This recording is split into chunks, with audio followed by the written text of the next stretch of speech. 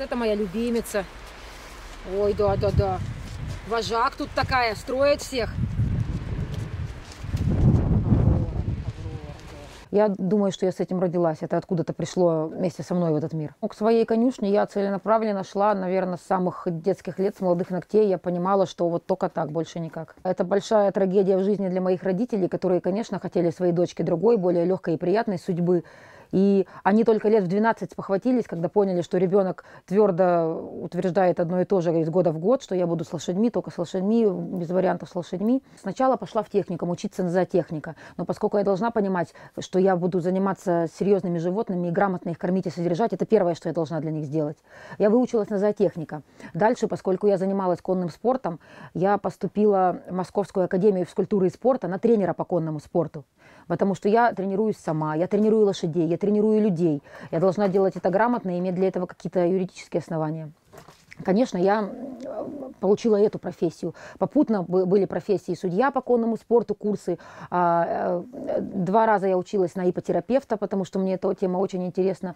На кузнеца Коваля училась, потому что уход за копытами лошади – это тоже необходимая часть. И то есть было еще несколько сопутствующих, скажем, образований. И уже когда я открыла здесь вот свое дело, свою конюшню, и настолько меня задавливали разные инстанции, и разные организации, и разные чиновники со всех сторон, что я просто от безысходности, уже от горя пошла учиться на юриста, ни в коем случае не собираясь никаким юристом работать. Просто мне нужен был этот большой объем знаний, чтобы я понимала, как наша страна по каким законам хотя бы должна жить, как минимум должна.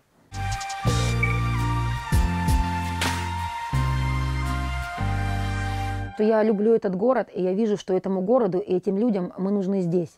Очень легко с моим уровнем образования и опытом работы уехать в очень благополучное хозяйство, на кого-то работать, зарабатывать приличные деньги. Сейчас в конной сфере неплохие зарплаты, вот, особенно грамотным специалистам. Да. И, конечно, я могла бы уехать в Москву, в Питер, куда-то в любой город, пожалуйста, Нижний, Ярославль, там, в Краснодарском крае очень широко развито коневодство, и специалисты там очень востребованы. Но я же вижу, что этому городу это надо здесь. Очень легко уехать туда, где уже на все готовенькое. Но надо попробовать создать это там, где этого нет. Моя подруга была в Москве, я к ней приехала. Она работала там в ипотерапевтическом конном клубе, Московский конно-спортивный клуб инвалидов.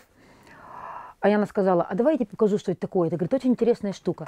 И она стала проводить занятия по ипотерапии со мной. По-разному меня укладывать, по-разному меня сажать. И говорить, чувствуешь, как действует? И я так впечатлилась, для меня это было что-то новое. То есть посидеть на лошади я всегда, скажем, знаю, что это такое. А вот полежать или там как-то по-другому сесть, ну вот было удивительно. И я стала к ним туда приходить, стала смотреть, что это такое.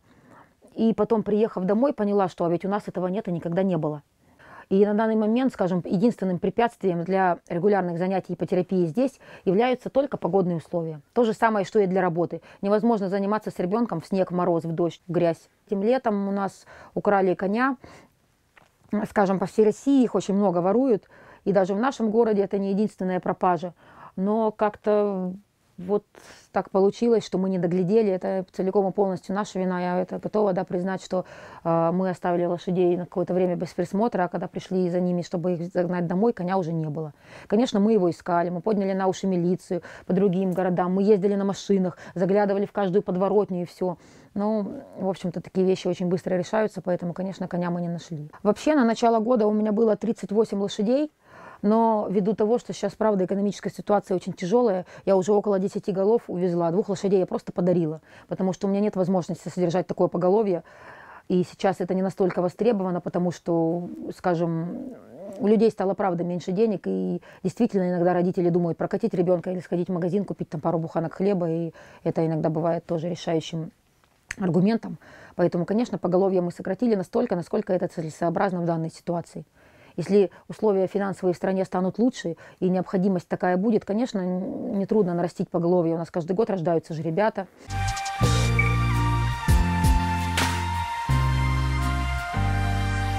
У нас настолько, скажем, не все завязано здесь на деньгах, что любой человек, любой ребенок может прийти и скажет, у меня нет денег оплачивать занятия, у меня нет денег взять лошадь на прокат, и это не будет причиной отказать. Пожалуйста, окажите посильную помощь, и вы всегда возьмете. На данный момент здесь вот 3-4 детей, которые просто пришли, помогли с утра убрать конюшню, поухаживать за лошадьми. И сейчас после обеда они обязательно получат свою лошадь и поедут покататься. Я не смогу объяснить этот смысл людям, для которых очень важна финансовая, скажем, сторона вопроса. Это сразу можно не пытаться объяснить, не поймут. А тем людям, для которых есть что-то большее, я, наверное, могу попытаться объяснить так, что жизнь человека очень короткая. Сколько бы мы ни пытались достичь в этой жизни, скажем, финансового благополучия, квартиры, машины, яхты, там обставленный дом, это все на такой короткий миг, и в масштабах, скажем, вселенских, это просто маленькая вспышка. И это все мы никак не заберем с собой. Уходя отсюда, а нам всем придется уходить, а кому-то, оказывается, еще гораздо раньше, чем можно было бы попытаться прожить. И мы ничего это с собой не унесем. Но я очень горячо верю, что я унесу с собой туда, через все жизни свои, через все измерения и через все свои перевоплощения, какие у меня только будут, я пронесу с собой эти воспоминания, эти чувства, эмоции, впечатления, радости, горести, все, что с этим связано, это такое мощное эмоциональное состояние, вот быть рядом с лошадью, это невозможно отсюда не забрать.